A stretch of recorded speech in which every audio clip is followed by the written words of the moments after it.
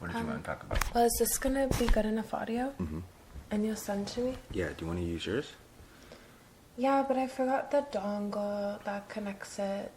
It's fine, this is fine. Alright. I think I'd just like to start with a bit of an origin story. Okay. Do you want to say why you want to do origin story? Why? Well, I just I read a lot of, you know, sometimes when you do interviews and stuff, they don't get stuff right. Yeah. Or it'll be kind of not the fault of the interviewer, it's just I don't know, it just happens that way, that it's kind of oh, that's not really exactly what it was. And I saw a bunch of things about me that just weren't true. So I've never really shared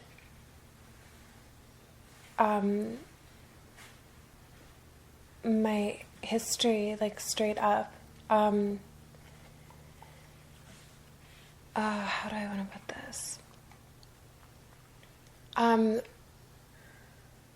was blessed to have a really specific and vivid, I guess I would say spiritual education or dharmic education that isn't really accessible. You know, it was very personal and very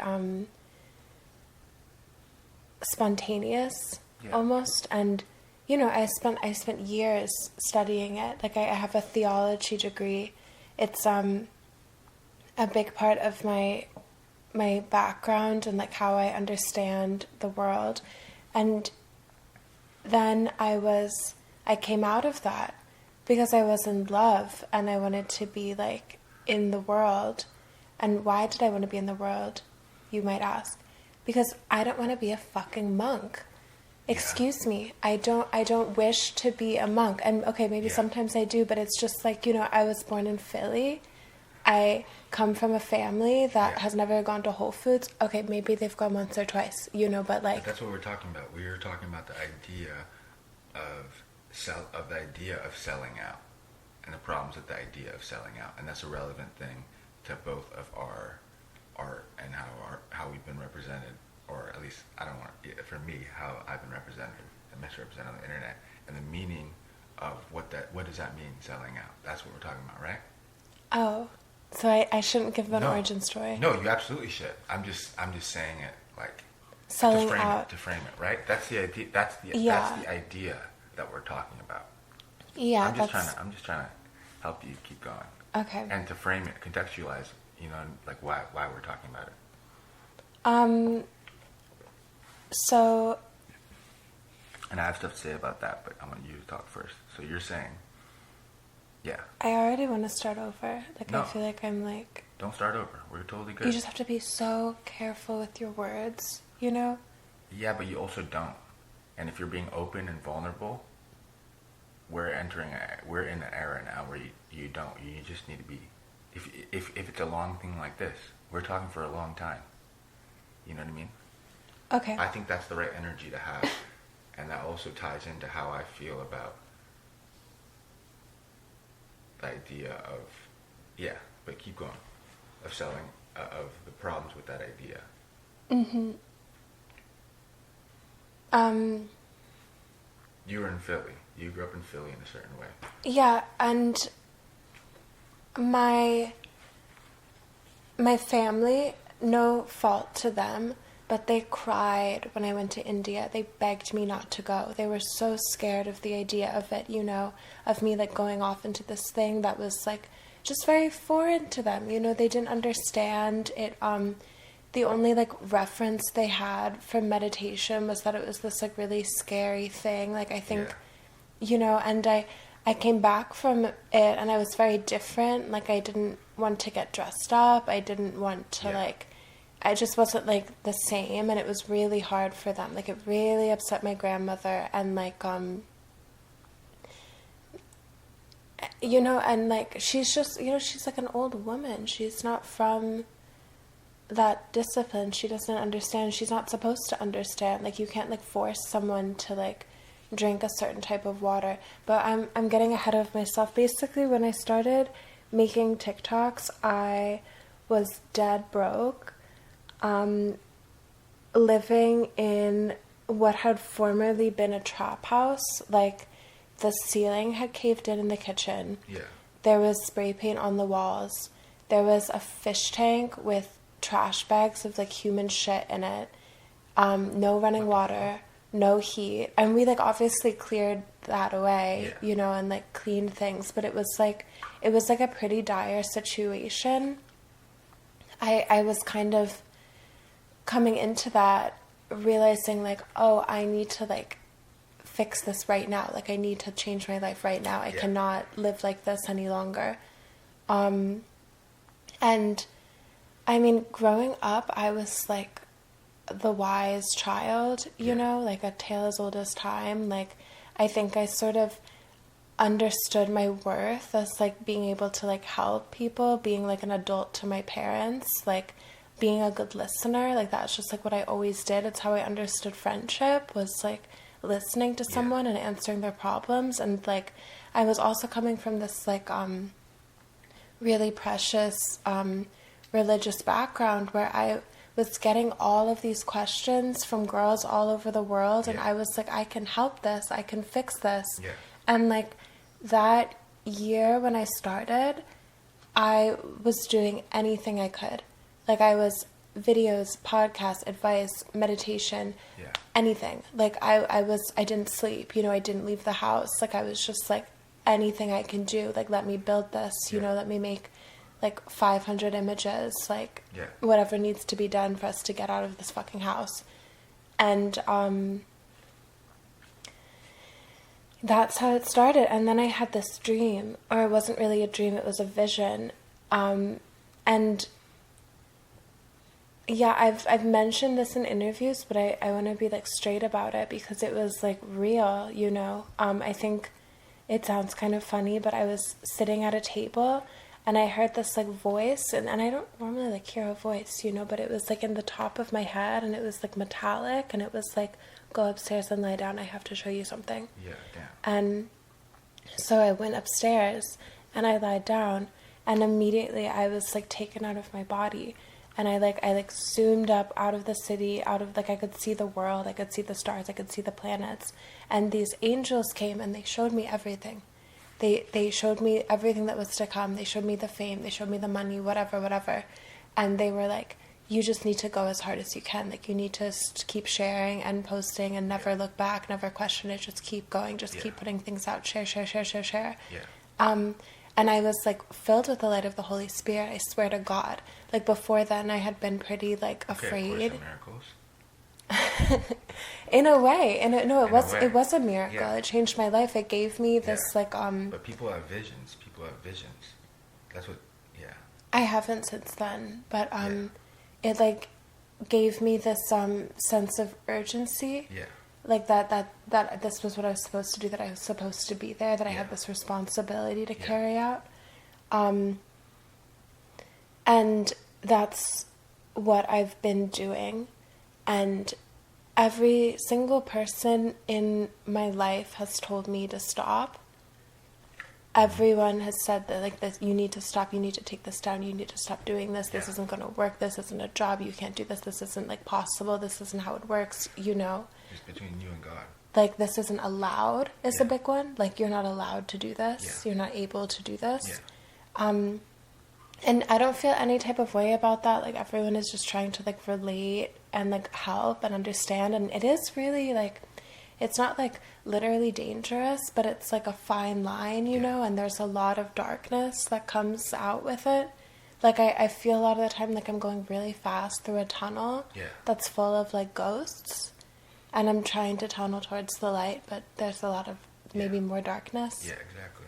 The more light you're close to, the more shadow it casts. And look, here's the thing. Yeah. If I am a false prophet, you know, if this is like, if it's like in some way my psyche is lying to me and I do just want a lot of money, like I am just like this materialistic person, then I'm the one who's going to go to hell. Right. You understand? Right. Like you can say whatever you want about it. Diviners in Dante. No, exactly. But if I'm wrong and I'm like Right. incorrect and I'm actually not helping people, like if I'm hurting, if Right. I'm selfish, Right. I will suffer the That's gonna consequences be- of that. yeah.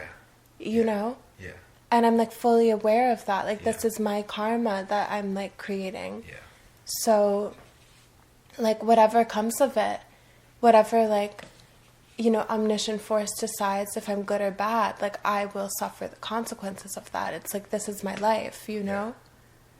Yeah. And I don't mean to sound like self-important.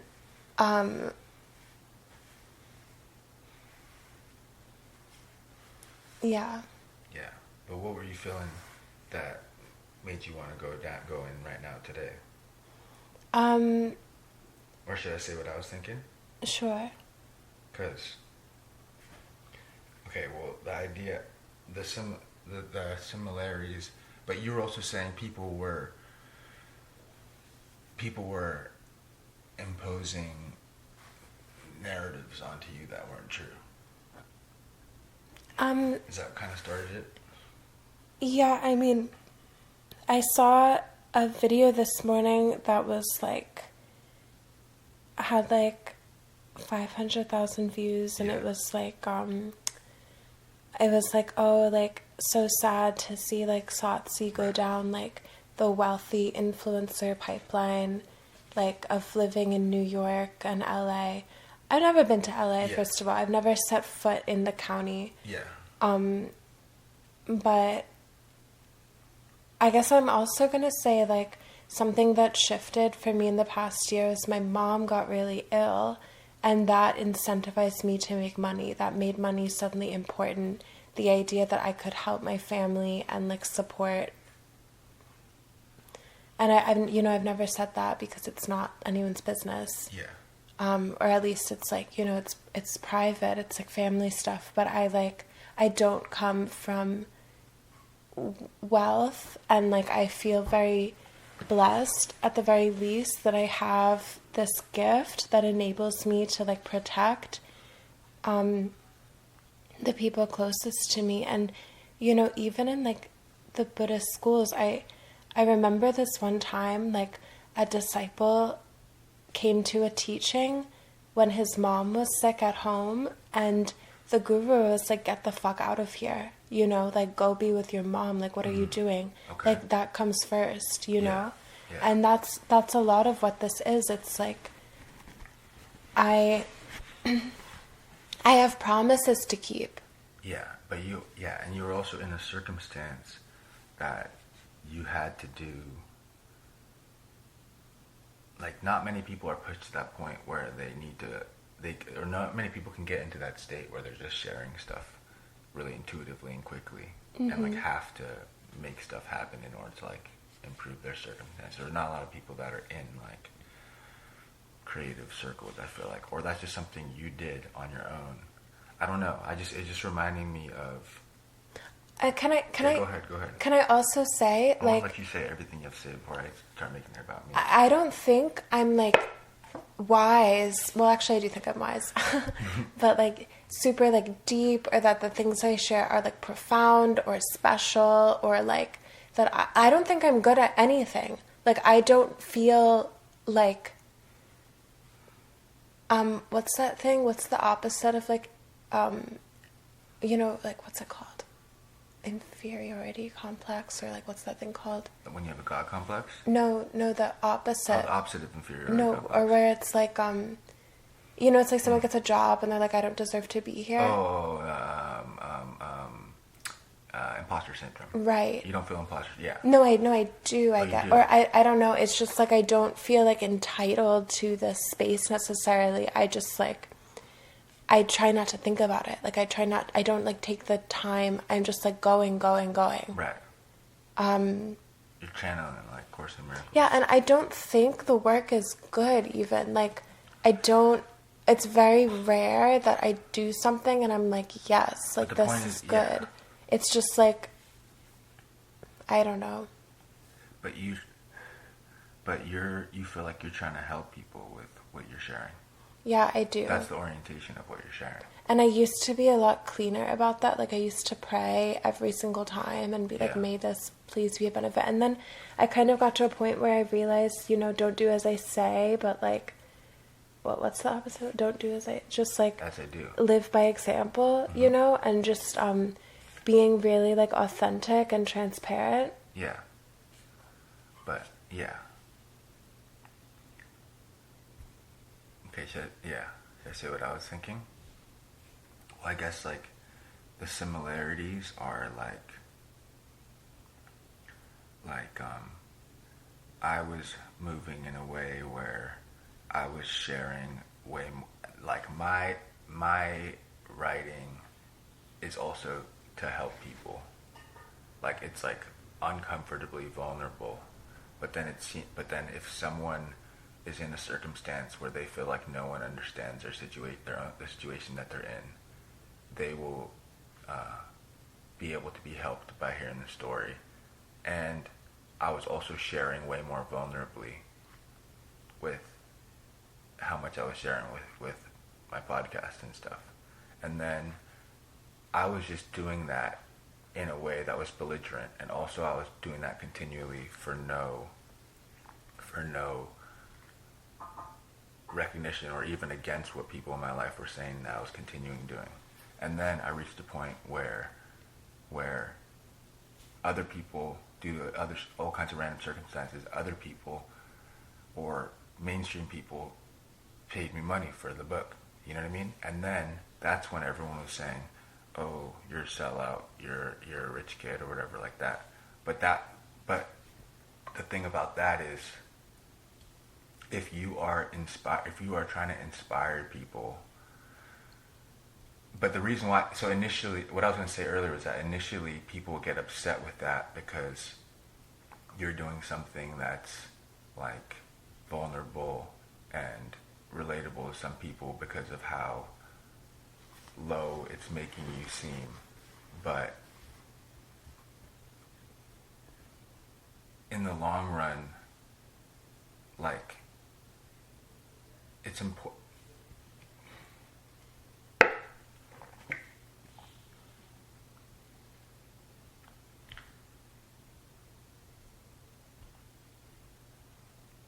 In the long run, people will. Damn, dude, I'm trying to sound like Joe Biden right now.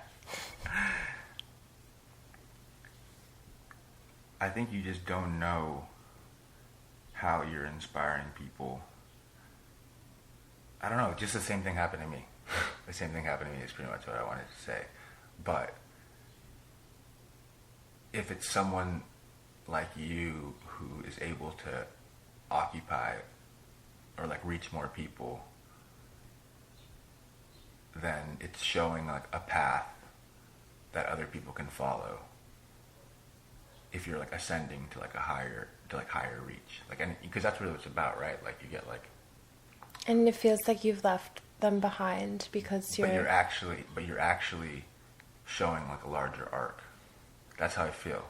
But then like, it's weird that people do that where it's like they can't, because you're okay. So if I'm going like early on, if I'm going like, to like 100 listeners, like, hey, I'm just a guy like walking around, like I read this book, and like people are like, whoa, like I'm just like him. Mm-hmm. He talks like me, or just thinking about stuff randomly, vulnerably, doesn't need to be really smart. I'm like, I'm like him, whatever. And then if suddenly, a big publishing house pays me money and then starts saying I'm the next whatever, then initially they feel like it's like a betrayal somehow, because then they're no longer like you, and they need no longer relatable. Yeah, and then they need to say, well, there's no way they could be like me. Like, it must be that they're in a different class of stuff, right? Because that's what happened, where it was like literally, and also I'm in the same position where I have absolutely no what's it called, safety net. Mm-hmm. And that's why it pushed me to keep Mm-hmm. doing stuff. And I had to reach a point of complete desperation to have to tell a completely vulnerable story, or have to completely like belligerently go forward, and everyone's like, you need to try to get it, get it to change your life or something like that. And I just kept going like that, and that's why it pushed me to that level. But then people need to justify how it was possible for you to ascend just by doing what you're doing. Mm-hmm. And then that's why they impose that on you, that you must come from a different thing, a different sphere of society. You know what I mean? Well, it's not even that part, like, I don't know, it doesn't, like, bother me if someone says that, because I feel like it's kind of like a compliment, almost, Right. like, it seems like...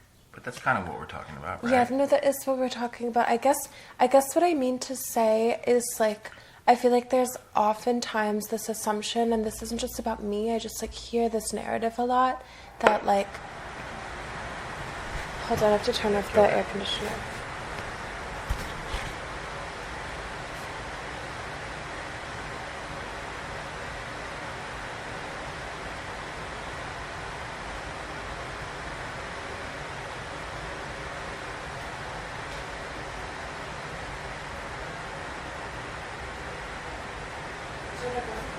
Yeah, it's probably okay too.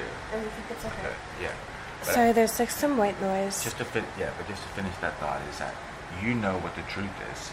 I don't know if I do. I don't know if I do. No. You know what the truth about your circumstances. You know you've never lived in LA. You've never been to LA. I'd like to go. You know exactly, and that's the problem too. If you're in a totally open-minded state, okay, and also if you don't need to push, because I sometimes think of the people specifically who slandered me in that way and said, "Oh, he's a rich kid, he has connections." It's like, no, I went to good schools on full-ride scholarships because of my family background. Like, that's an absurd thing. Like, oh, I went to Swarthmore, it's kind of like, they paid for my whole thing just based on my mom's income. You understand? Like, what that means? And like, that's fucking, that's affirmative action. I went to school affirmative action.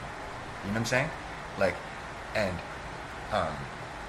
the thing that's kind of unfortunate is like the people who do slander you like that, you know that they haven't been pushed to that circumstance where they need to, or I don't know if I can speak for everybody, but oftentimes But it's not good or bad. It's just, it's math. It's survival instinct. Mm-hmm. But it's not good or bad, so that's why I can't even really defend myself, because I think, I don't wish for anyone to have to go through that. I don't want my children to ever have to feel like that. That's exactly what I said in the thing I wrote, where it's like, this is how I've done it, but I don't even want to advise that to everybody, to be in a circumstance where you almost feel like, you're completely desperate and you're like, you need to like channel whatever you can to be able to, you know what I'm saying? Like, I don't want, so then it's like, you don't even, but secretly I know that they haven't been, like, a lot of people don't have that absence of a safety net, and they do have a safety net, and they have an idea about wanting to be, it's like we were talking about the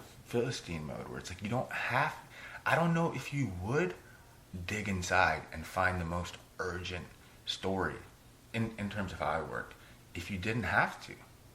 And part of me understands that, and you can't even really communicate that to somebody, like how they could, whether they would even want to. That's the thing, though, is there are like other things worth consuming besides like an urgent story even. Yeah. It's like a specific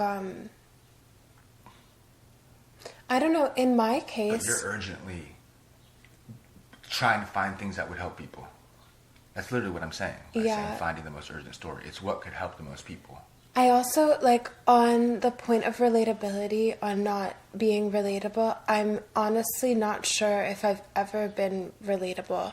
I had, like, I mean, I didn't have any friends growing up, I was always, like, really on the outside of things, and like, I guess when I was younger, like really badly wanting to be inside, but like, I had so much pain as a child. Like, I remember like crying in my room because I felt in my bones that there was no place for me in the world. Like, I knew that I couldn't like do the things that my parents did, what I mean? That I felt there wasn't a job for me, there wasn't a life for me. Right. I remember we had to take this like quiz at school to determine our job, and I got fucking mortician, Damn, you got mortician? Yeah, I got mortician. And Which is like, honestly, am like too. that's like chill if you're a mortician. Like I just, nothing. I'm just resuscitating the dead. Kinda. I like, Yeah. and I've always like, I don't know, like, I don't think I'm like, oh, what I wanted to say earlier is like this narrative I've seen. Yeah. A lot of people kind of assume that when something is nice Yeah. or good or doing well or Yeah. pretty, Yeah. that there's something like ugly behind the curtain, Exactly. that there's like something sick happening, like Exactly. Wizard of Oz. You like pull back the curtain Yeah. and it's like that little, I don't really remember the story. Yeah. But there's nothing there. That's what I'm saying. You know, there is no joke, there is no secret. Like maybe there are secrets in the government, but Right, it's like, right. Can I say something about that? you may. Because that's exactly what I was ranting in my email. We're gonna just paywall all this, right? I was going to make it public. Oh, you're gonna make it public. Okay, well that's what I was ranting. Or maybe not, I don't know. Yeah, we can make it public. That's good. That's good. I was ranting. I didn't mean to introduce. Is this like that here. solipsistic? Like, is it No, kind it's- of like it's good. overindulgent? It doesn't matter. To It be doesn't like, matter. It oh, doesn't blah, blah, matter. It blah. doesn't matter. We're just having a conversation. Let's not even worry about where it's gonna go. Because that's the Okay. mode to be in. Okay. But this is exactly what I was saying about a friend of mine who was writing this essay about a book that did really well, and it was a kind of religious book. And what? No. It doesn't really matter, but about a kind of religious book. Oh, yeah. Yeah. So and the first draft was, well, damn, I don't want to put them completely on blast, but part of the essay was going, oh, was this all like was there some nefarious thing under Was it? this all a lie? Yeah, was this all a lie? Asking the question, was this all a lie? Was this some big plan, nefarious plan? You know what I mean? And with something on that scale, I don't know whether it is or whether it isn't. But I felt this thing and I expressed it to her in my letter. I hopefully like in a good way. It was more not to critique the essay, because especially if you're reporting on an essay, you might want to do stuff like that, you know. But for me personally, as on an artist level, of hearing someone who is kind of inspired and mystified by a book, I'm not really that interested in stuff I can't know about what's behind it. Well, right? also, isn't a lie a wish for the truth? But listen what happened with me. The extent of it. Like isn't a lie a wish for truth? I didn't mean to cut you off. Do you want to say what happened to you? Okay, yeah. Because maybe not everyone knows. Yeah. So working completely by myself, aware of writing online, but from 2013 is when I finished undergrad, all the way until 2019. That's 6 years. Out of school, and it's like you say with like getting mortician is your thing. Some people go, oh, like you went to a good school, why didn't you just get a good job? I went to school and I studied philosophy and writing, and I'm just not, that's just not my mode to like get a good job because I went to good school. I don't look at things like that.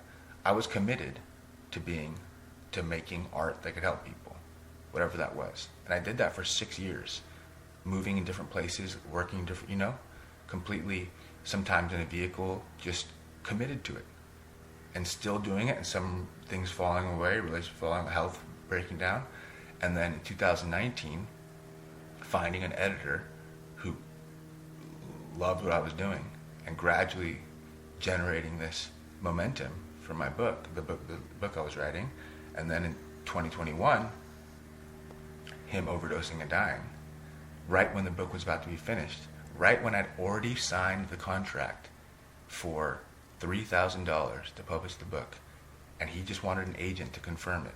Then the agent works on it, and then he overdoses, and then a month later, and all this attention, the book is about to come out, a new press, all this attention on it, and then a big house buys it.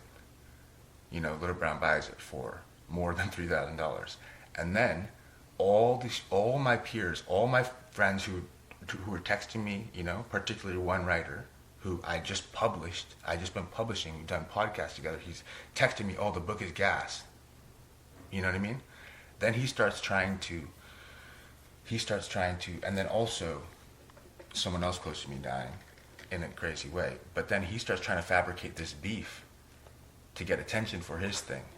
and then starts just saying, I'm like this manipulator, I planned it all along, you know, and like, you know, other allegations about, which is just absurd, you know what I'm saying, about like how the similarities between our projects, because I was just, you know, and then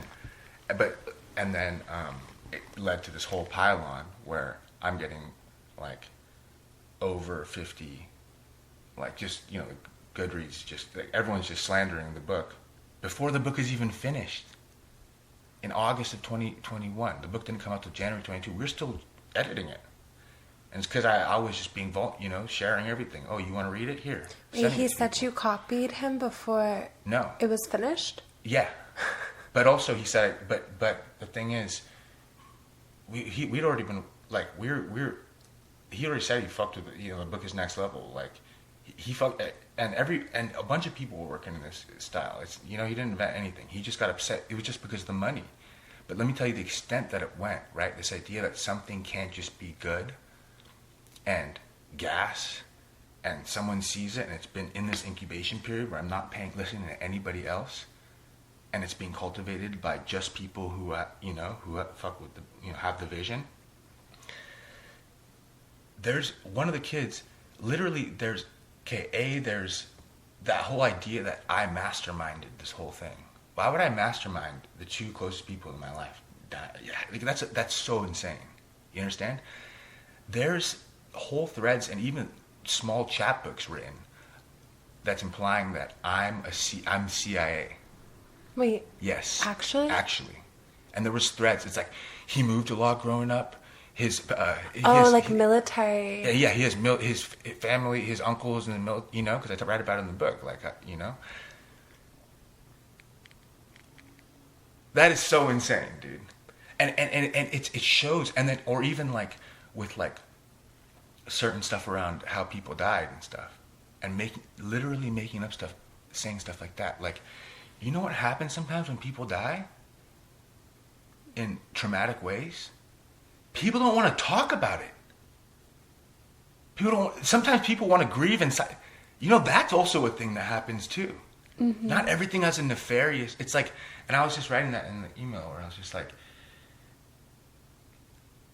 it's doing research on the project, but like, it's also like, can something be like successful and good and speak to some cultural energy and cultural question that resonates with people without having some nefarious mastermind plan behind it? You know, I almost would even say that with some of when like conspiracy stuff gets too crazy. You know, I mean, I'm down with some conspiracy stuff, but, or like, you know, I'll listen to stuff, but it's like, also it's like, if you get too crazy, it's like, aren't you kind of giving people too much credit? Like, humans are running around and they're trying to do the things that they want to do for themselves. I don't think like that many people could perfectly orchestrate, you know? And it's actually kind of like it's like, it's weirdly giving stuff too much credit, you know? Like those kids who turn on me, it's like, you're giving me way too much credit. You know, life doesn't work like that. But if you get to the point where the question is, can you get this in every public library? Like, Gian just wanted, my editor who died just wanted the most people possible to read it. And we were holding, not putting it out impulsively, so only a few people would see it. And then I could feel a moment of, yeah, I did it, which is what all those kids do. And then they get upset after because they didn't have any patience or discipline, you know? Not doing that. And then there's an opportunity for the project that my editor who died can have as much reach as possible and not be impacted editorially, which was my only stipulation. Of course I would do that. You know what I mean? That's not selling out. That's showing that you can do just what you want to do, just what you are called to do, committed fully, against what everybody else is saying. And then people can listen. It's a larger rebirth. And even with everything that happened, I'm okay with that being part of my story now. Because since then, I've just completely tunneled in on my vision still and forwards forward. And that's what I was talking to the guy who was making the documentary. It's like, you create a more intimate path that people can relate to, even when other people are slandering you. Because people can especially now, it's like people can just smell out nonsense much better now, you know, like individually, and they might not be the ones commenting and liking on a thing, you know, but they're there, and that's what you keep doing it for. That's what I wanted to say to you this morning, really, when you were saying all that. Did I explain that clearly enough? I think so. Sometimes I've told that story so many times that I don't really know what to say, or like, yeah, I just assume people know, but people don't know. I had something similar happen, and I've never spoken about it publicly because I didn't want to give it any air. I was really close with this girl when I was living in that house. And I also, like, I'll, like, paint this picture a little bit. Like, I'm, like, really, like, huddled in there trying to make something happen. Like, I wouldn't leave for days, you know, and it's, like, pretty scary in there. Like, everything smells kind of moldy, and, like, you turn on the sink and, like, brown water comes out, and, like, all of our shit was in trash bags, and there was asbestos everywhere. Like, anything you touched got really dirty.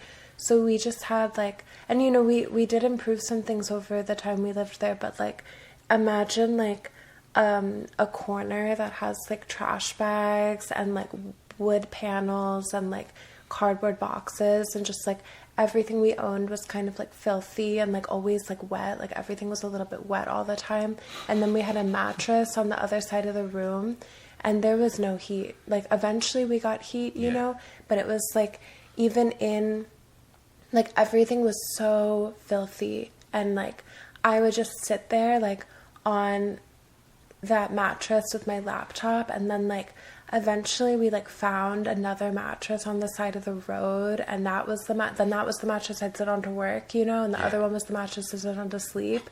And, like, we would eat, like, this, like, man would give me eggs, and so I'd go get those eggs, and then we'd go to Chipotle and we'd, like, split half of the burrito, and then we'd eat the next half the next day, you know, or we would, what was the app, Too Good To Go? Did you ever do that? No, what's that? It's like restaurants will give you, like, old stuff that they can't sell anymore, but it, like, random shit, you know, like, sometimes we get something good, like, it would be like, oh, we got quinoa and like the sub, but sometimes it would be like pastries, you know, and we'd eat them for days. You're full on scrapping. Just like, not leaving the house, like, wearing, like, sort of, like, and everything was, like, a little bit wet, you know, wearing these, like, big damp clothes that smelled weird, and, like, for days, you know. And, like, again, it did get better, like, when the money started coming in, you know, we got, like, things fixed, and my mom helped a little bit with stuff, and, like, so on. But I'm in this, like, this weird little shoebox, and I'm posting so much, like, I'm posting as much as I can. I'm doing this company in Israel would give me, like, $400 if I would, like, talk about their app, you know, and, like, everyone I grew up with is seeing this also, you know, it's, like, really, like, raw. And this girl starts messaging me around then, this, like, beautiful, successful girl is like, I like what you're doing, you know, you seem cool, and she's, like, believing in me, sort of. She's like, this is cool, this is good, you know. And I feel so excited that she's talking to me, and, like, it's like a lifeline, and we start talking every single day, and, like, I'm very focused, you know. I'm, like, putting out stuff as much as I can. I'm so hungry. I'm, like, making these posts. I make the Patreon. The day that Patreon changed my life. It changed everything for me. And the first day I made it, I remember 12 people joined right away, and I lied on the floor crying because I just was, like, so, like, humiliated. Like, I was like, I don't know. I'm just like, why the fuck are you following me? Like, leave me alone. Like, let me die here in this room. I don't know. And, like, I would, like, clean up for camera and stuff, but, like, I was never clean. Like, I don't know how to explain it, but it was so dirty there. It was, like, anywhere you sat. Why'd you clean? No, it was, like, we did clean, but it just, I don't know how to explain. Like, it just, like, came out of the walls.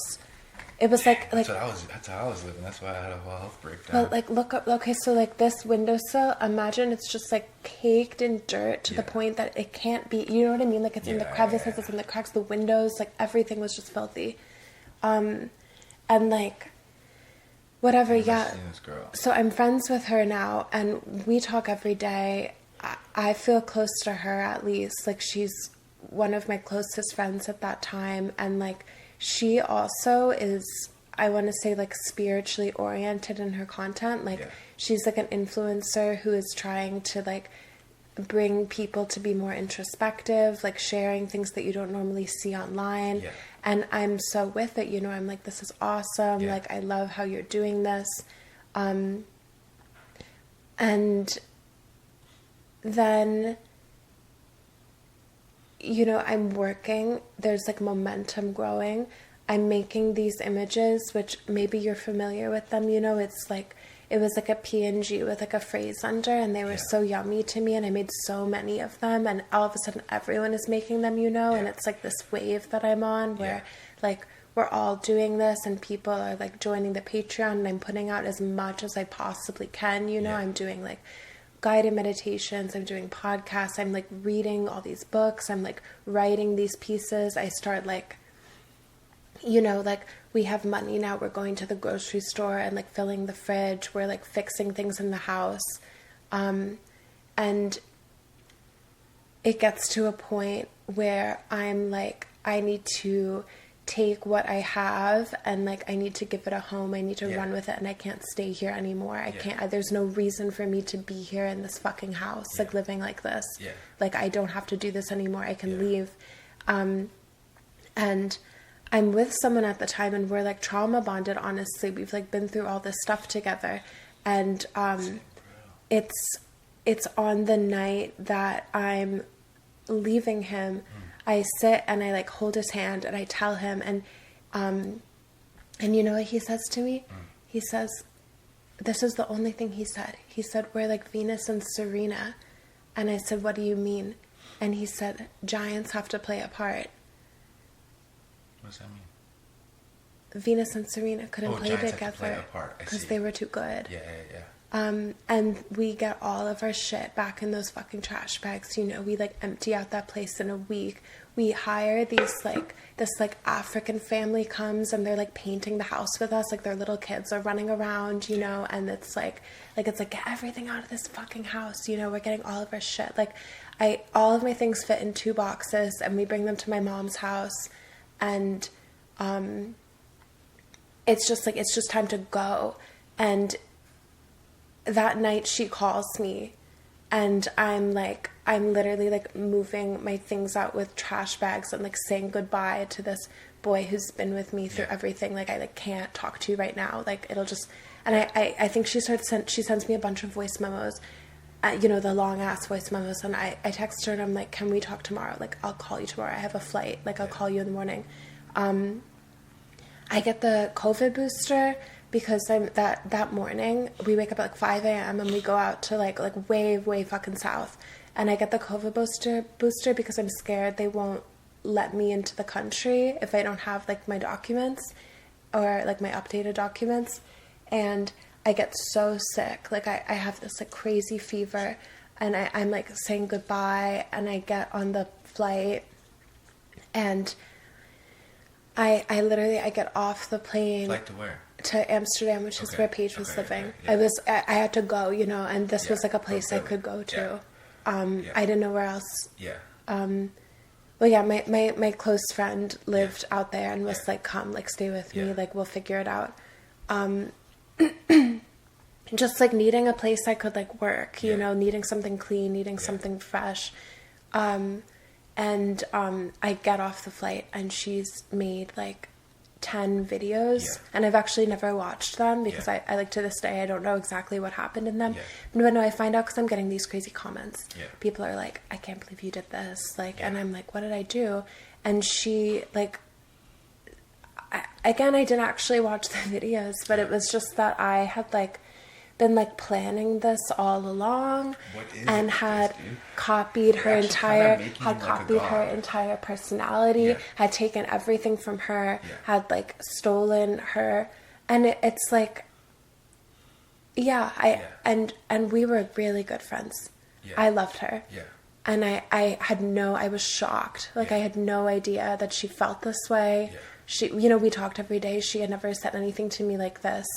And like, you have to understand, if you like work on social media and you post something on social media, then that's about money and that's about business. Yeah. Like, she could have called me. Yeah. You know, you could have just called me. Yeah. That's a play. It's a play. It's an attention play. Posting those videos is a play. Because, why did she do that? Because your Patreon was hidden. That's why. That's the only reason why. And like, I understand? also, I want to say, maybe this goes without saying, but like, I know what I know because I like suffered for it. Like, I was in situation, I would climb up a fucking mountain looking for a guru. You know, I would go there and I would say, teach me something. Like, I'm not leaving. I couldn't shower. Like, I was like taking shits in holes, you know? Like, yeah. And I'm like. No, but listen. That's the only reason why. Like, this is about, like, my book is about creativity. It's about, no, listen, let me just say I'm this. not listening. Like this. Literally, my book, part of my book, is a person going through the world, and things are happening, crises are happening, and this keeps happening over and over again. He talks to someone, he reads something, or he listens to something that completely alter how he's been making things, and directly gets impacted in the form of how the book is continuing. And the person that he's listening to, or got inspired by, is completely laid out there. Do you know what I'm saying? And that's a pretty generous and not the way people do art. And I'm literally showing that because when people come to me and they say, how do I write a book? How do I do what you're doing? I say, stop emailing me. Read. Go fucking put your fucking headlamp on and your hard hat on and start mining. And that's Mining? Mining, yeah. Mining the whole, like a miner. Like, literally mining? No. Reading. Eating. Uh-huh. Developing your taste. Spitting out things you don't like. Taking in things you do like. And gradually, your own taste develops. But it's all off the web of everything you've been eating. And your ability to process it and figure out what you like and do it yourself. This is how all creation is. You know what I'm saying? That dude who said I copied him, he has direct line of influence that you can trace further back. You know what I'm saying? Of work. Literally, the phrase of the style I was working in that book with the centigraph was coined by somebody else. This dude Noah Cicero, you know, of working in this. It's a more immediate way where you sent, and that was all based on older things. You know what I'm saying? And the insecurity of influence is the most inhibiting thing to creativity. Because it says, you know what should get rewarded? Digging through how you are as a receptive person in art. You know what I'm saying? That's what should get rewarded. Everyone else is like, oh, go copy somebody. Go copy something. Or whatever that means for you. Go eat. Go listen to other. You know what I'm doing constantly the whole time? And the whole podcast it's just a record of everything I've been taking in. Right? So it's like there is no original at all. You know what I'm saying? Everything comes from something else. There's only one original. And that's the sun or the source of life. That's God. No, and like, you know what I mean? Everything is based off of, and we were close too. We were so close. We are also grieving things together. Just us three.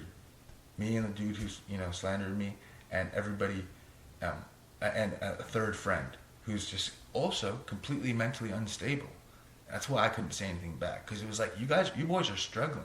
You know what I'm saying? Now I'm getting a little bit, but the thing is, we were grieving something together, and it was the same thing. They knew exactly what I was dealing with, like two of my closest friends dying and trying to fabricate some beef for your attention, but And No, I mean, that was the thing, is I was influenced by her and I Yeah. loved her. Yeah. You know, but she waited until I got the copy of her book and posted that shit to like drop her whole thing. You know what I mean? that's the same thing with me. Listen, I didn't have any. I have an acknowledgement to that person at the top of my book. You know what I mean? Mm-hmm. And that's because before the book, literally the book took the longest thing that for the process of the book was getting every person's lines I cited. Because it says, oh, I went to a reading. You ever heard of this person Eileen Miles? Yeah, I was reading them. This is what I read. I love Eileen Miles. I love Eileen Miles. This is what I read by them, and this is how it inspired my work. And then next chapter, this rapper. I had to get permissions from every single person that happened. When Gian decided to write that book, he said, email everybody who you're quoting and start getting permissions. I had to get permissions from Sheila Hedy. She didn't respond to me for like 9 months. She was upset. I said, that's fine. That part would just not be in the book. I didn't think it was bad what you wrote about her. No, she went straight to the part. Yeah, it wasn't bad. But I'm just saying, because it was an email, that was a little more intimate, Mm-hmm. But same with Dave, Pink, the dude who slandered me. There's a part where his lines were in the book. Exactly what I was reading and the aspect of what he was doing that I was doing, Mm-hmm. And it was different, like how we were doing it. Completely different. I have way more influences. It's a different kind of book. It's a whole different kind of project where I'm going vulnerable. Well, you're writing about your life. Yeah, I'm writing about my life and it's like a way more intimate and vulnerable. His is a persona. Like if you read his books, he's always like the crazy guy and everything's absurd, and that's not his name. Well, you're kind of crazy. I'm kind of crazy too, but I always go soft at the end, and it always goes gushing. I'll just say like he is like genuinely 100% crazy. Who? You. Okay, yeah, a little crazy, but it's not a persona. Mm-hmm. I'm crazy because it's unhinged that I would share so much. This dude's whole thing is like, I mean, his avatar is like a cartoon. It's like he's like a cartoon character kind of, and he does that sick. But the problem was that email that I asked him if I could cite the lines is what got cycled, and that's fine. As soon as you don't want to do that anymore, we took those lines out. Mm-hmm. But then after the book got sold, this dude's calling me all sad, bro. Like I'm fucking broke, Like, and he had a good book deal. He had a $15K book deal. He's like, I want more money. So everything that he was doing, he said I was doing, right? Like, oh, he's scheming. This dude's a schemer. I think I don't really know what that essay, that it was written about me was about. Basically, it's saying I'm like a manipulator and a schemer. It's like, no, I signed a $3K deal. I was good. Then all this stuff happened. And that dude took his book away from the book deal and wanted to get more money. But that's the other thing about it. Like, it's like you're a manipulator. Why would I manipulate you? Like, do you know what I mean? Exactly. It's not even a beef. Like, I would make this whole, like... I felt bad for you, so I couldn't even beef with you. I would make this whole thing just to, like, trick you. But I'm saying that's what happened. That's why I put the acknowledgement there. Where he's over here saying, I edited this guy's book this guy paid me $5,000 to edit his book, and he didn't credit me. I'm like, damn, bro, that's fucked up. He's like, it's COVID too. I got a shitty job, bro. Like, I'm delivering all these grievances. First of all, I have a helping impulse. You have a helping impulse. No, I don't. With the okay, content you put out. Sure, I do. But it needs to be directed to everybody. Can I say why I have that? But it needs to be directed at everybody. It can't be directed to individual people. Because that's what started happening. And I said, damn, bro. And this is literally 3 weeks after my girlfriend and my editor died in the same week. Right? Mm-hmm. So I'm going, damn. And I'm a robot helping everybody. Like, suddenly you're grieving. They're all coming to you. I'm just trying to help everybody, like, be okay. And he's calling me, oh, what the fuck? I'm like, damn, bro, that's fucked up. He's like, yeah, I think someone else stole this. I'm delivering water. I'm sad. I'm like, damn, bro, I'm sorry. Like, you good? First of all, why? That's not my responsibility. What the fuck was that? What was that? It sounded like an animal. It sounded like an animal. Should I pause it? No. Is there something? No.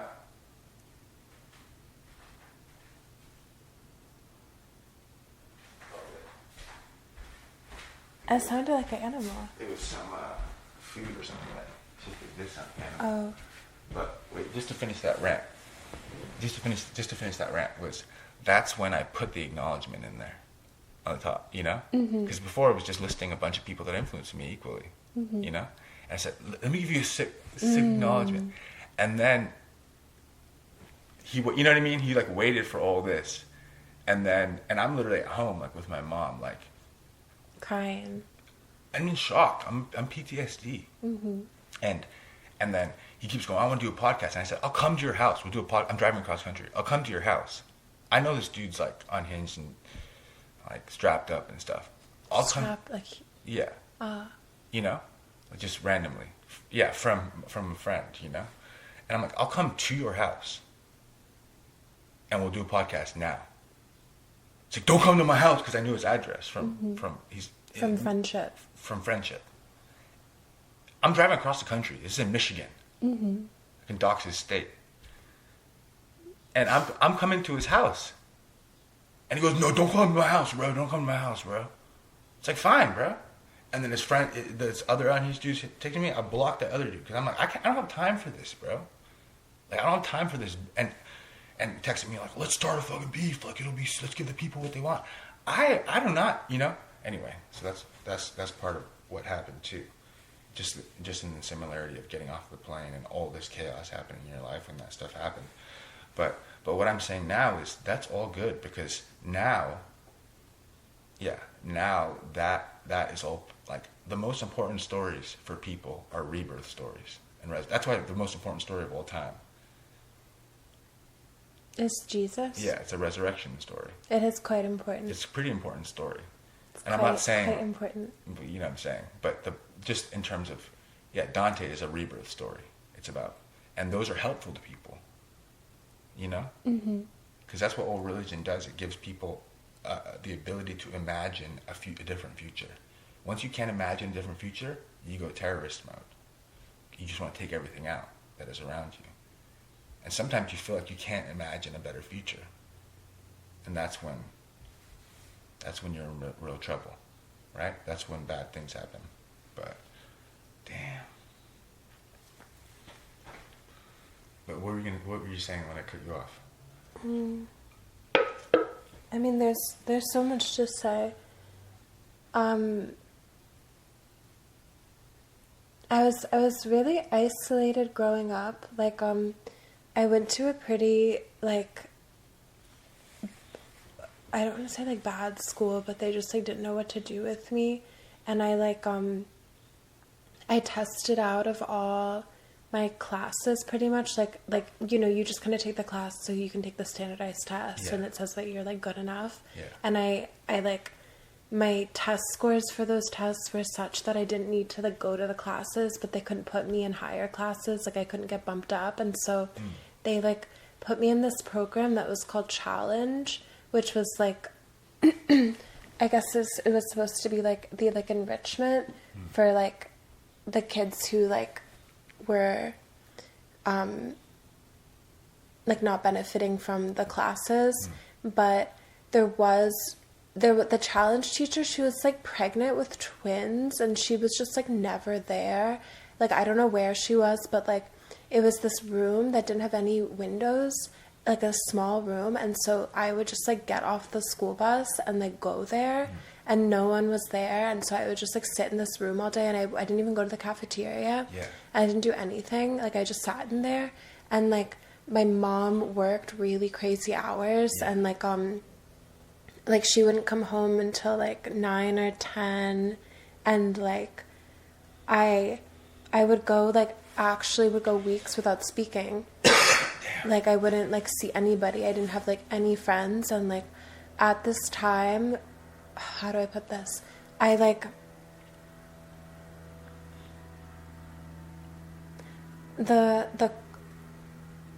I'm just gonna say it like this for everyone's safety. Like, the closest person in my life was this older man who I never saw, and I would talk to him on my phone and on my computer, like, all day. And that was mostly me giving him advice, like he was really like his situation was really messed up, and like he was struggling a lot. Whoa. And I would just be like listening to him and trying to help him. Yeah. And for years it was like that. And I think You were saying why you were helping her. I think that gave me this sort of like role where it was like, this is what I can do, like this is how I can like interact with the world. Is just like trying to help and trying to make things better. And you know, this was like a very formative time, like I want to say ages like 10 to 14. And then like I don't know, I hit puberty, and like I started making friends in the city a little bit and stuff. Like things changed as I got a bit older, but like at that time, like that was what my life was like. It was just like helping in this super removed way. And I think I applied that, you know, it was like, that's what I could be, like that's what I can do, that's how I can like be useful in the world, is like, let me just try to help, you know. And then I like had this like spiritual journey. And by the way, the reason I don't talk about that in specifics is because I don't think you should go where I have gone. You know, it was so like, as much as it saved my life and changed my life, but it also ruined my life. And like, if you feel, it's just so personal, you know, that if that's something you want, you have to find it on your own. You can't just go where I've gone and do what I've did, because it could mess you up, you know, and I don't want the responsibility of like having like sent somewhere to like the specific schools that I went to, you know, and the like communes that I lived in. You know, like I can't be like responsible for you there. I don't know what would happen to you. I don't know if you'd like it. Like I don't know if it would hurt you. In that way either. No, exactly. I didn't plan it. I didn't plan it. That's what I'm saying. One can't, you know? No, I met my first teacher because I was smoking a cigarette with this Italian guy, and he was like, come with me. Like, I want you to meet someone, you know? And I was just like, fuck it. All right, let me go. And I probably would have met him anyways, honestly, because it was such a small town. But like, that's how it started. But then you started directing that impulse, that role towards everybody. Right. It was like That's exactly how it was with me. I had this like education now, and I was like, I can do this better. Right. And I do like, I love the girls who write to me. Like I love them. They're so sincere, and I feel them so deeply. Yeah.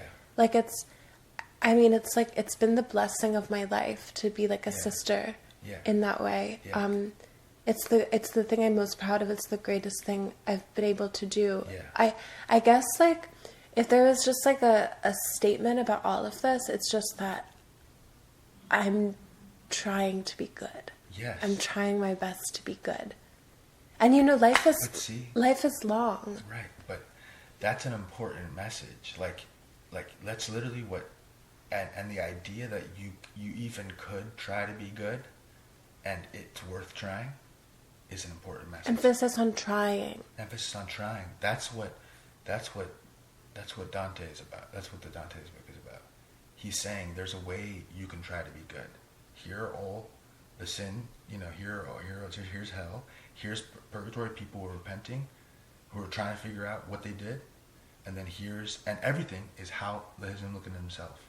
And then here's the model of paradise, of how paradise is just, is there a possible way where you could know what's good? Right here. You could know what's good and you're doing it.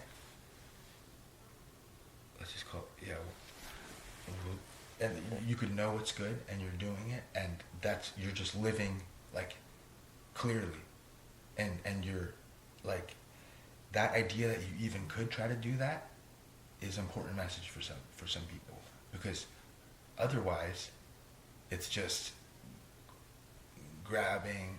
Yeah, and then I guess that's the thing with like the materialism and stuff that people get triggered by, and that is a real thing. Like maybe that's a thing you're trying to figure out too. Like yeah, it is something I'm trying to figure out. The sin of prodigality, which is like spending way too much. I don't spend that much. I'm talking about myself. You spend way too much? No, I don't think I spend too much, but like I've been like, okay, how do I use the stuff I got from my book to like serve everybody else? Like I should put myself in a circumstance where I feel this pressure to keep podcasting and you know, staying in the city. Like I could have just gone to a hut and hidden, you know, but I wanted to keep moving, you know, like you're saying, like be where the use people the water are. and find more water, you know? And then sometimes that gets put to the test, you know?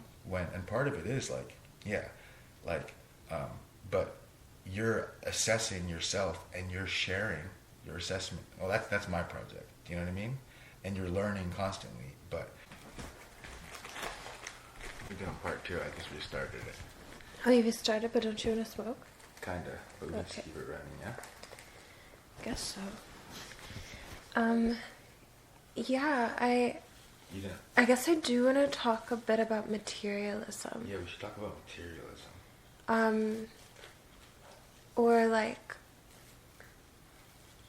I don't want to say no one ever helped me, because of course, like, I don't know, I'm just thinking of this, like, as an example. Yeah. Because I guess it was kind of formative, but Let's go outside for a second, huh? Okay.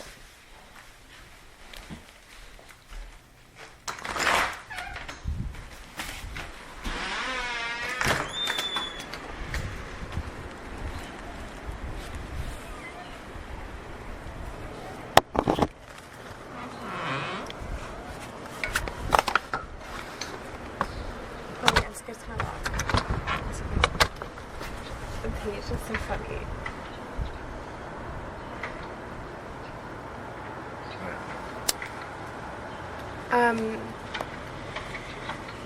Yeah, I guess speaking of people helping, there was this time when I was 9 years old and I was on the train way late and I didn't have a phone because I was 9. And I took the train too far into like a really nasty part of the city, and it's like probably 11 and I'm 9 years old, and I realize that I've missed my stop and I am where I am, and I start crying, you know, and I'm just gonna cross the platform and go wait for the next train, and this old guy approaches me and he's like, "Can I wait with you for the train?" And I'm so scared of him, you know. I'm like, "What do you mean?" And he's like, "No, I want to make sure nothing happens to you. I just want to stay with you." And like, I don't know, I just think about him all the time, you know? Like, he just waited there with me. You did? Mm-hmm. That's the end of the story? Yeah, he just waited with me, you know, and made sure I was okay. And it was like, I like really shouldn't have been there, you know, and I was really little, and like... And then someone came and got you? No, I took the train back. I got you. I don't know, I had lice 7 times growing up. You had what? Lice 7 times, you know? Like, that only happens, like... I don't know.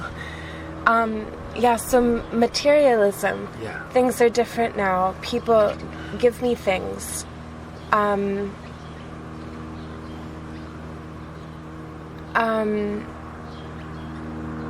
And I guess I feel kind of guilty about that, because it feels like it's turning away from what I was or what I came from, or like the idea that I don't know why this isn't like a specific instance, but just the idea that someone I grew up with could like see what I was wearing and that it would hurt them.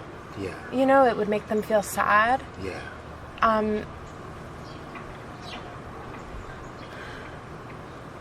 You don't like that?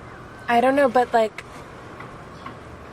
I don't think that anything anyone does separates them from God, you know? Like, someone is like overdosing on drugs, they're still with God. God is still within them. Someone is like doing some crazy business deal, doing like the worst thing in the world. Like, you are always with God. You are always connected. Every like act is an enlightened act, you know?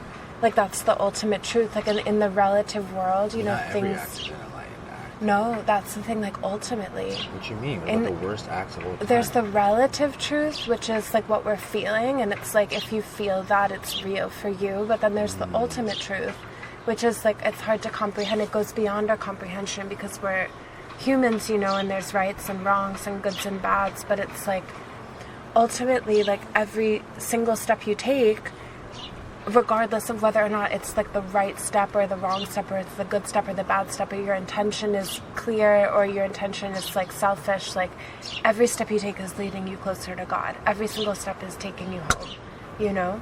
There's no way This is to a difference in opinion. Yeah, in our opinion, I think. And I think it has a difference between Buddhism and Christianity, which I like both, but I think it is. I think it is, right?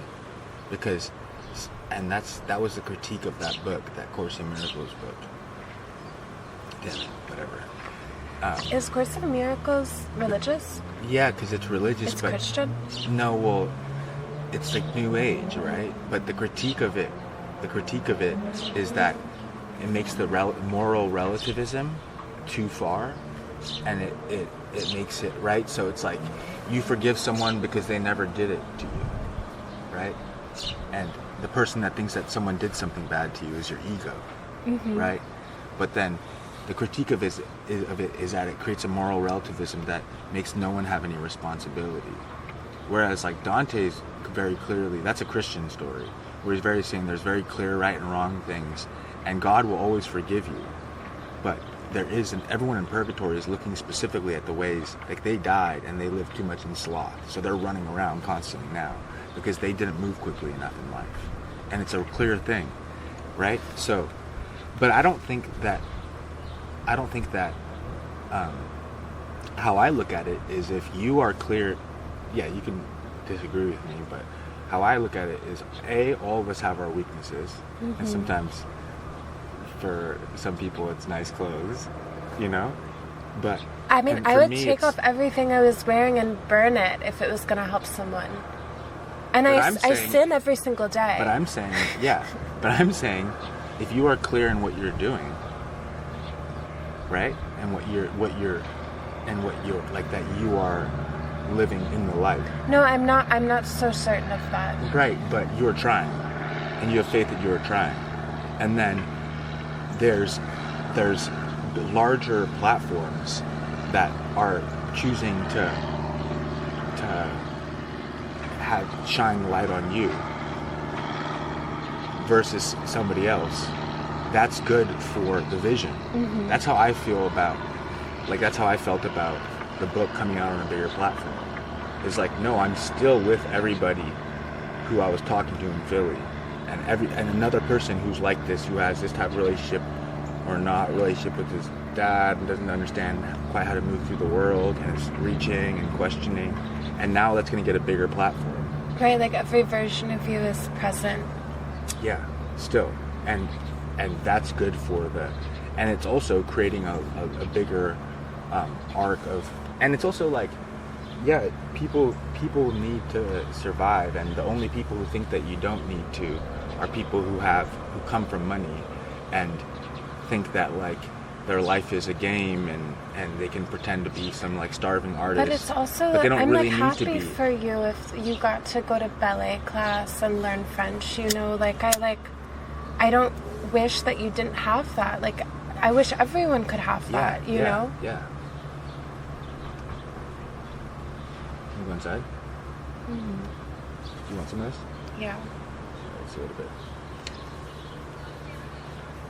But did I change your point? I didn't mean to change your point. No, I'm not sure I had one. Like, I am confused about, like, working with brands and stuff, but some feedback I've received that, like, resonates is that it having,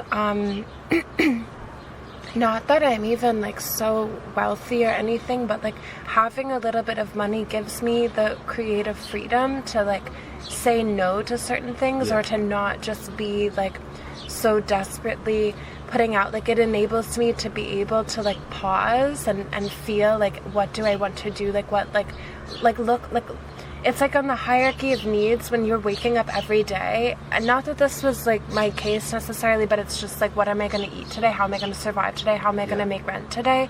You're only looking so far ahead, and you can only afford to look so far ahead, and, like, being endowed with, like, some like context, you know, some momentum, like what working with brands and with these, like, larger houses that, like, and institutions, that enables you to then look further ahead and see, like, what, like, greater plan can I have, like, where do you know what I'm saying? You're also like it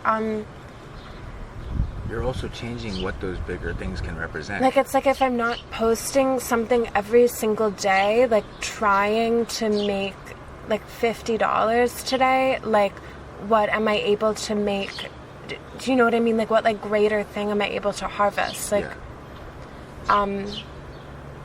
which is really a gift, you know, it's really a blessing, and one that I don't really feel like worthy of per se, but it's like what's happening, and who am I to like deny that or think that I'm like better than that, you know, like that I'm like too good for like sponsors.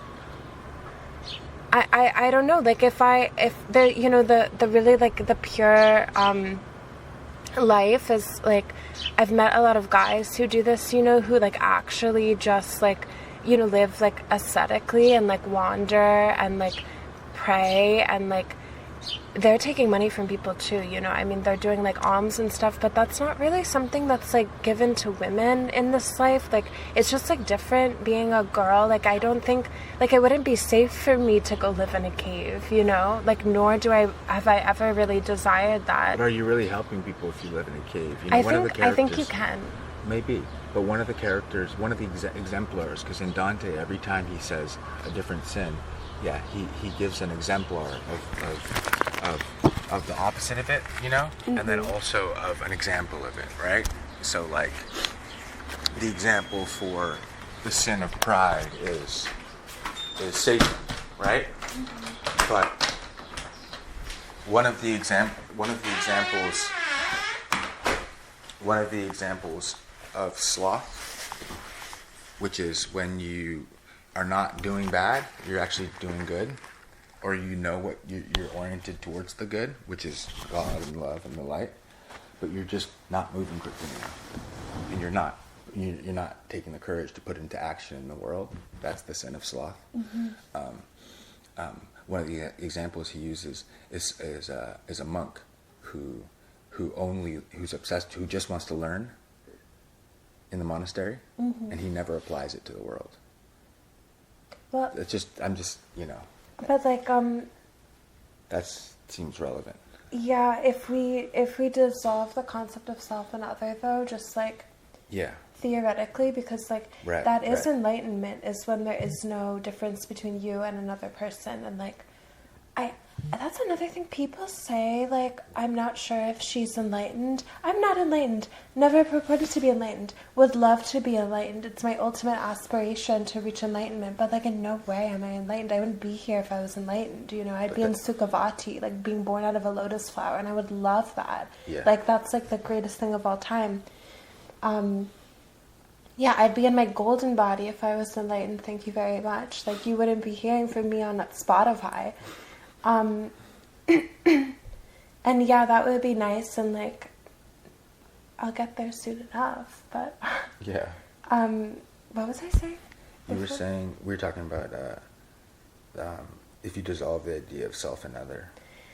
Yeah, if you dissolve the idea, because I was giving the example of the monk who doesn't leave, right? Of self and other, like the world needs you to be happy, you know, and like when you are happy, everyone else is a little bit happier, you know, like your blessings are everyone's blessings. And like someone who is like in the cave praying for the benefit of all beings 24/7 is praying for the benefit of all beings 24/7, you know, and that's like a lot more than I can say I'm doing. With that being said, it is so much easier to be happy. It is so much easier to be in like the state of Buddhahood, or like that like primordial mind, when you are living in nature, meditating with a community in the mornings, like eating homemade food that like everyone makes together. Like it's like a really beautiful life in those places, and it's so much harder to be in the city. Like I would honestly say like New York is like the hardest place to be. Like you walk outside and it's like hell, you know, you have to fight, you have to be so in your ego body sometimes. You're going into the inferno, and it's that's the challenge you're taking on. It's so hard to leave though, you know, like, and I miss it every single day. That's the choice you made, to leave and go into the world and try to share it. And I'm not better because of it. Like I'm not saying it's like the right thing or the wrong thing to do, but it's just like what I did, you know, and here I am. And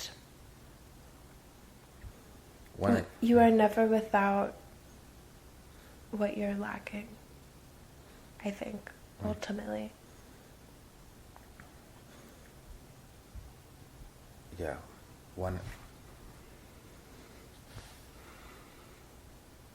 I think that the way I think and the stuff that I'm reading is more, because that's the distinction between a Buddhist mindset and this So the Christian Abrahamic mindset. religions are a lot more individualistic. Exactly. So that's the idea. The idea is that the distinguishing idea is that, whether it's right or wrong, but just to be clear about what it is the idea that God could be in man, right? And then suddenly there's a model of how you could be versus just following, right? So then the self other is more clear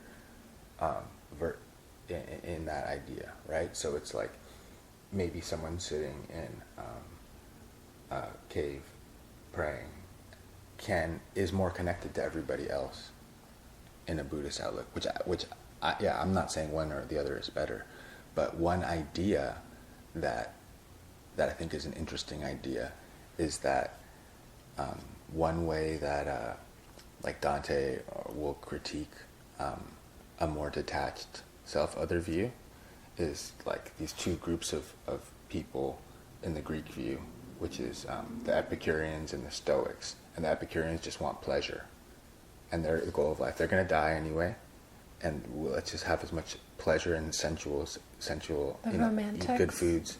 Yeah, I mean, the romantics came later, but the Epicureans is Old Greek. It's before Christ, right? So they have good meals, and In the bathhouse, yeah, orgies. sure, yeah, and then the Stoics try to have complete wisdom and complete detachment from everything, right? And both of them are about a detachment a little bit from the muck of the confusing aspect of life and going through into inferno and purgatory and paradise, which is the Christ view. The Christ view is those are both not living, not going through the journey of trying to figure out in the muck, not staying detached in the cave. The Christ view is, no, you need to take the adventure, and you need to go into the town square, walk into Jerusalem in Holy Week. Walk into Times Square. Walk into Times Square. You need to go into the underworld hell of Times Square and try to love survive Times through it. Square. I love Times Square so much. You know what I'm saying? So like I like that idea because that's yeah, I was filming the whole time. But I think that, yeah. Do you think that's an interesting idea? Knowing that you'll be betrayed in the morning and still going to dinner. Yeah, still going to dinner. Still going. Damn.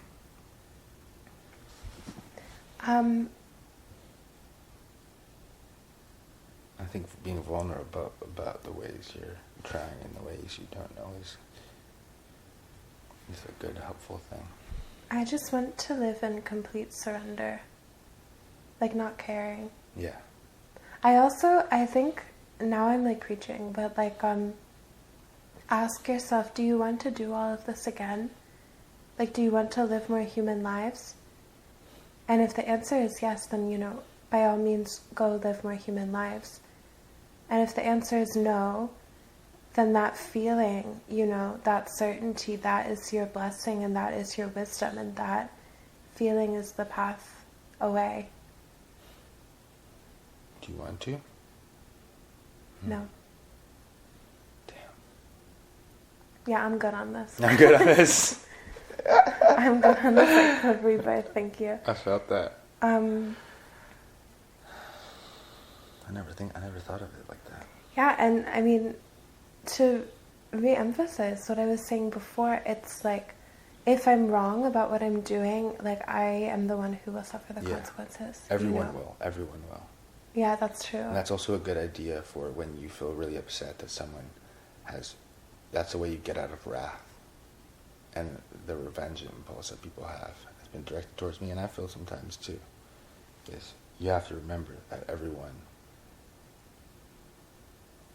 will face the consequences of everything they do, and it's not on you to create. Yeah, It's not on you to it's not on you to. And I, of course, like That's a sin. That's pretending to be God. I fall into that too. Like, of course, everyone does. But it's like, who are you to like demand someone's retribution? Like, are you a fucking cop? Like, are you like Right. in charge around here? You Right. know, Right. like this is what this Who are person you, the deserves. authenticity Like, police? No, exactly. Yeah. Like, go make something better. Go brush your teeth. Go brush your teeth. Go clean your room. Damn. Mm-hmm. And no, I'm not. That's not a hateful idea. That's a good idea. Because what that effect should have on you is when you feel wronged by someone. But you know, you can like, forgive yourself and forgive them. I will say it is like. Because it's not It up is to a you. lot of responsibility, like all it, and there is no safety net. There is no one like beneath me, and it's not something I can take back or step away from. And like, I ask that you find it in your heart to please forgive me, because like, I mess up all the time. I use wrong speech all the time. I like speak from my ego all the time, you know. And it's like, I'm trying, but there isn't like up close. I don't think it makes much sense. But like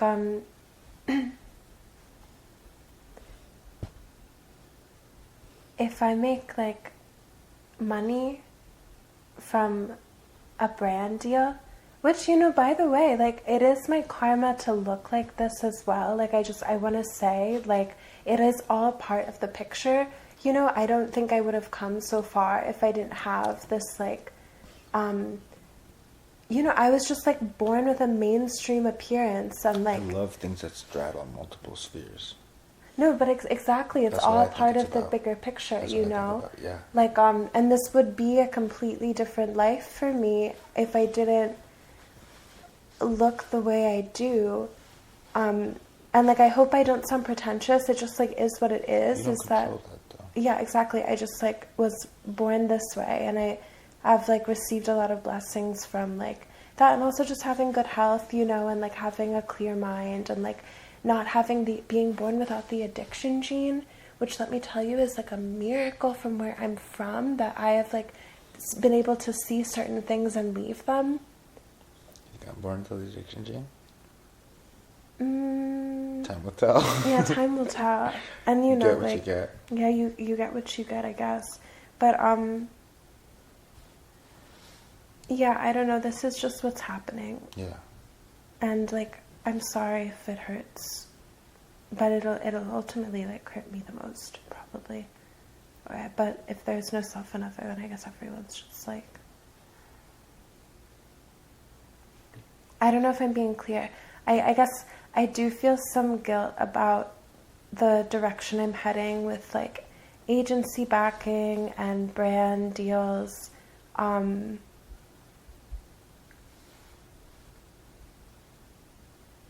I think you said good. Mm-hmm. I think you said everything good. I just like, at this time, I need that money for my family. You're just navigating.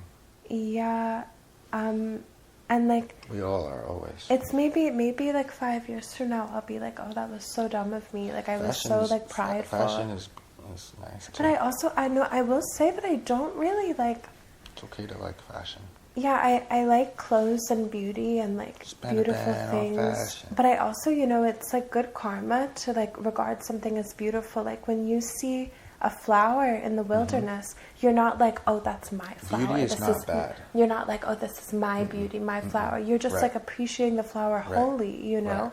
Like the beauty that is this like world, and the fact that the flower lives in complete surrender, you know? Like the flower can't help but grow because the sun nourishes it, and the rain, and the flower doesn't ask for rain. It just like comes and it grows. But yeah, when I go to like an event and I'm dressed, I feel so weird and scared, and like I feel like a prostitute. And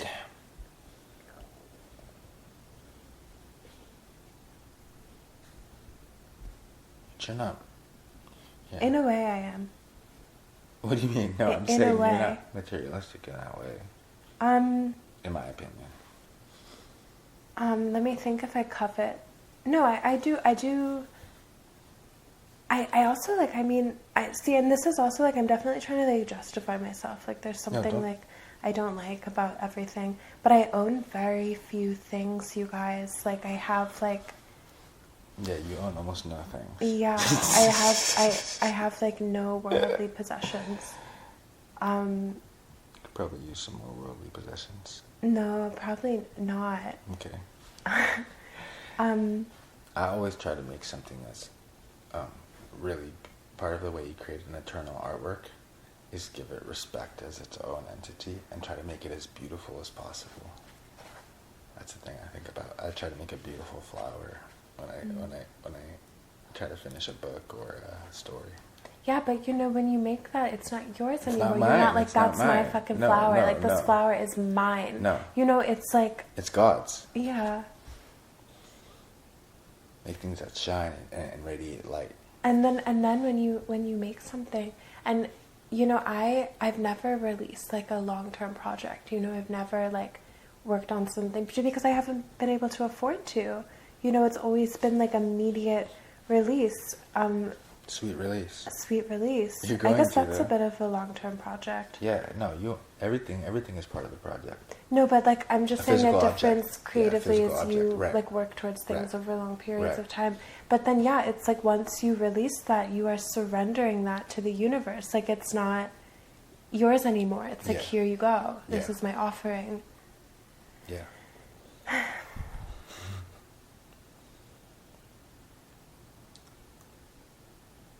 Beauty, magic, light. Oh yeah, light. Yeah, I forgot I was gonna say something about light radiating through. Oh yeah.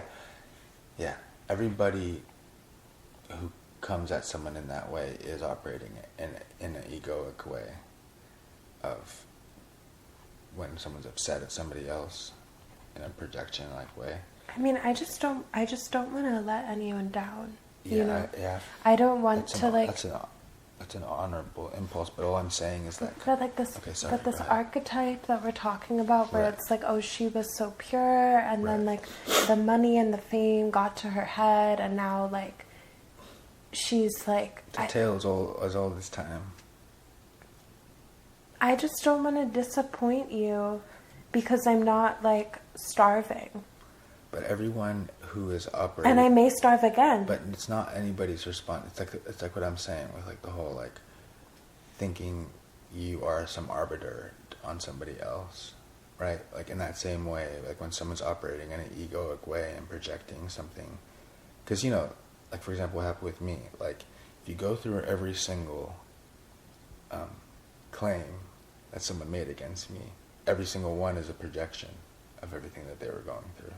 And when someone's operating in that way, it's not on you to correct it. Like we're doing this pod, but it's not on you to correct it. Everyone, I say you might be right. everyone, You might have a point. You might be right. Everyone has to go on that journey on their own. And everything that So that's- anyone says is always right. Like everything is correct. I'm less of a moral relativist. I don't know if I'm I the call law. myself that. I don't really like labels. I know. Yeah, exactly. That's too much. But I know I like that. I like that idea, because everyone's speaking from some truth that they have. Mm-hmm. Yeah, that's a good idea. I could probably live more like that instead of saying I'm right. I like saying that I'm right in a prideful way. Do you want to play bananagrams? Yeah, let's play bananagrams. Do you actually want to? Yeah, let's do it. Let's drink more coffee and eat some food. Maybe you wanna? Then play bananagrams And play and go to the bananagrams. beach. Yeah, let's do it. I'm down. All right. Okay.